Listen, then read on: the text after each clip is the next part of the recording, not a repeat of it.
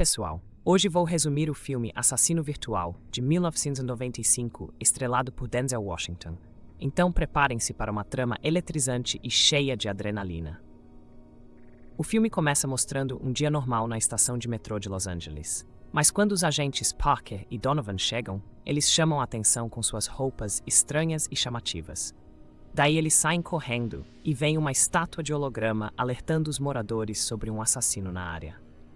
Os agentes ficam observando as pessoas ao redor enquanto procuram o culpado, além de uma carinha feliz na frente de um restaurante japonês. Quando eles entraram no restaurante e viram Sid jantando lá, Parker deu um tiro. Sid revidou e logo o restaurante virou um caos. Donovan foi derrubado e Sid levou ele embora. Parker foi atrás, mas Sid estava disfarçado de cozinheiro e começou a atirar nele pelas costas, ferindo Parker no braço quando ele se escondeu atrás de um pilar. Parker apareceu e atirou no ombro de Sid, fazendo ele fugir. Parker então encontrou Donovan numa banheira de gelo, ensanguentado e cheio de eletricidade.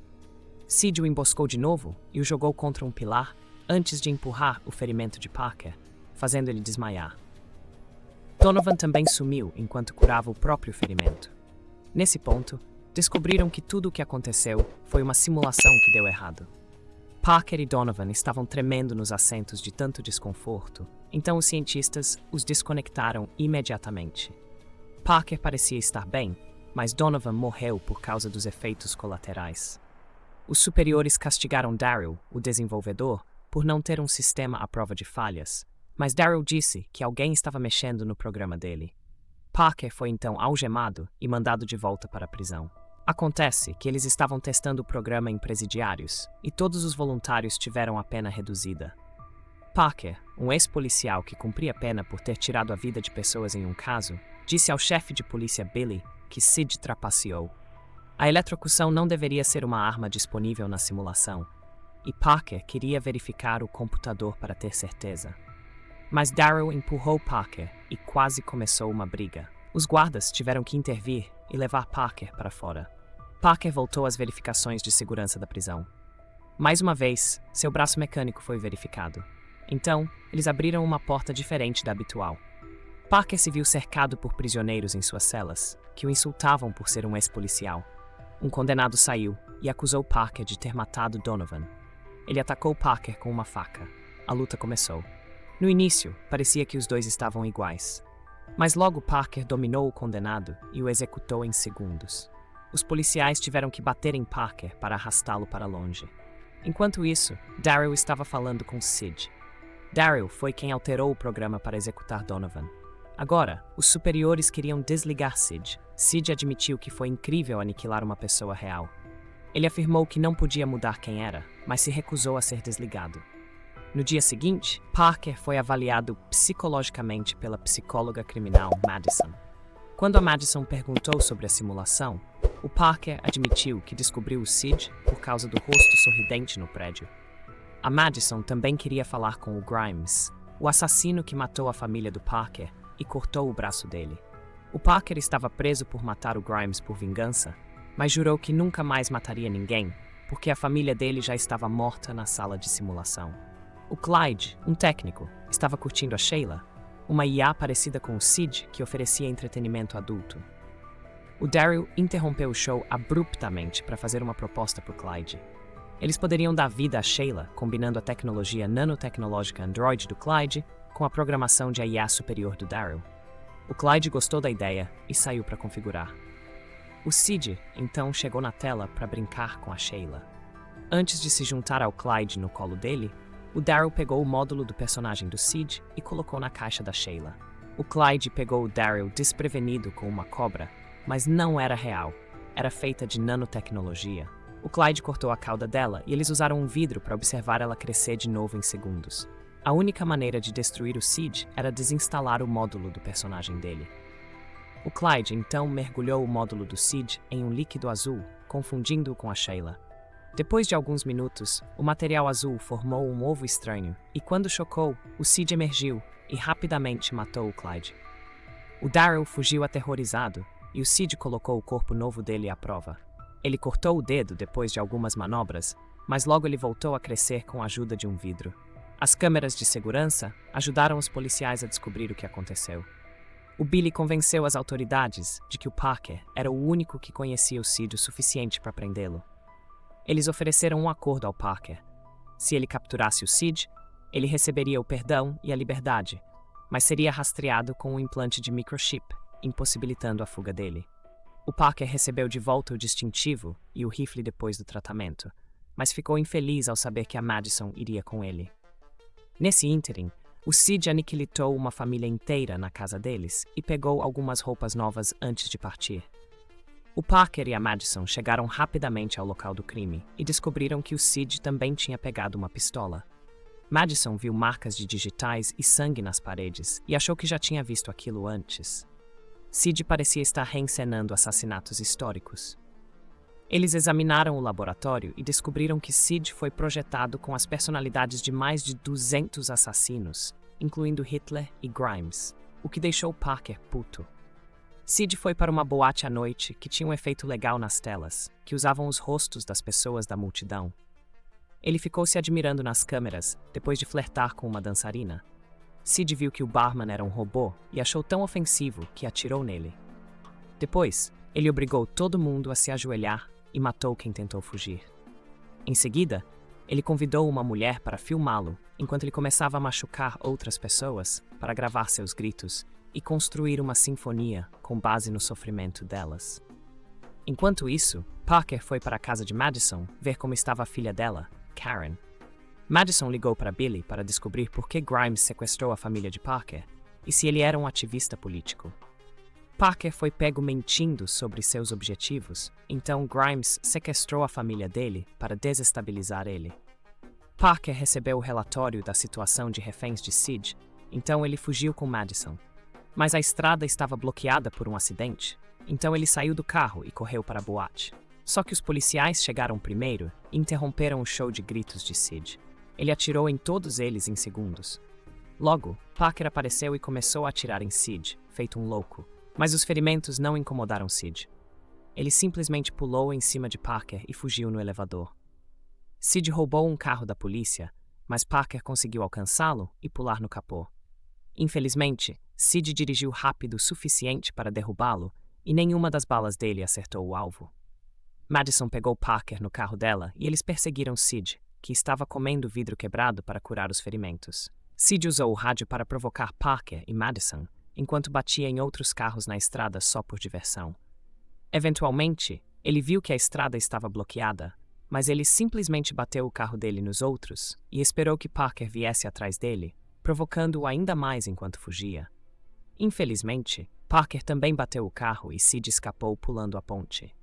No dia seguinte, Parker mostrou a Billy a gravação da boate e explicou que Sid queria eventos maiores e mais cobertura. O comportamento não estava na programação original, mas Madison ressaltou que Sid não estava mais limitado pela simulação, então ele estava evoluindo. Sid mostrou o terno novo dele e entrou em uma loja de eletrônicos. Quando ele viu que estava na TV, ligou todas as TVs para a cobertura televisiva dos ataques dele. Quando um cara tentou voltar ao que estava assistindo, Sid simplesmente o matou. Um homem com uma câmera registrou isso, o que deixou Sid satisfeito. Então, quando Madison e Parker chegaram, ele viu o que o morto estava assistindo e teve uma ideia. Sid não estava mais lá, mas eles podiam ver a fita. Parker assistiu ao que estava passando na TV antes da partida de Sid e concluiu que ele provavelmente estava em uma luta de luta livre para conseguir um grande público ao vivo no teatro. A equipe da sala de controle já havia sido massacrada. Sid se juntou à multidão que aplaudia e tentou flertar com uma mulher, fazendo com que o namorado dela o agredisse. Sid rapidamente o impediu e o derrubou no chão, mas o público acreditou que tudo fazia parte da apresentação. Sid pegou a mulher e gritou o nome do Parker na frente das câmeras. Quando um segurança tentou atirar nele, Sid perdeu uma mão e a bala desviou. Sid entrou no ringue depois de derrubar o segurança e curtiu a torcida do público. Quando Parker chegou, Sid começou a fugir e começou uma perseguição. Sid chegou à estação de trem e usou a janela do trem para regenerar a mão.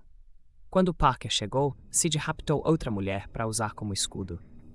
Mesmo assim, o Parker atirou, mas para surpresa dele, o refém morreu enquanto Sid fugiu no trem.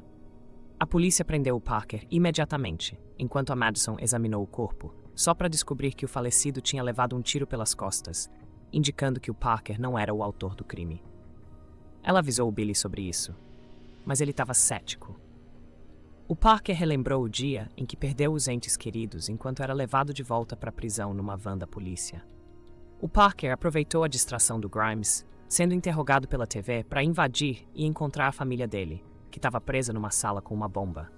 Infelizmente, quando ele disparou na fechadura para salvá-los, ele ativou um sensor de movimento, fazendo com que a bomba explodisse. Furioso e sedento de vingança, o Parker correu para aniquilar toda a gangue do Grimes sem piedade. Ele ficou tão cego pela dor que acidentalmente matou também o repórter e o cinegrafista. De volta ao presente, a van parou de repente e o Parker descobriu que o Sid tinha matado o motorista para falar com ele através das grades, depois de provocar o Parker um pouco mais. O Sid abriu a traseira da van e deu as chaves das algemas para o Parker, enquanto revelou a verdade por trás do microchip. Ele contém uma neurotoxina que pode matar ele em segundos. Então o Parker se libertou e pegou a arma do motorista antes de fugir, enquanto Billy recebia a notícia de que o Parker tinha matado o motorista e fugido. Parker liga para Madison, dizendo que não foi ele e que vai ficar com a família. Madison liga para Billy, que faz a autópsia e confirma que Parker é inocente.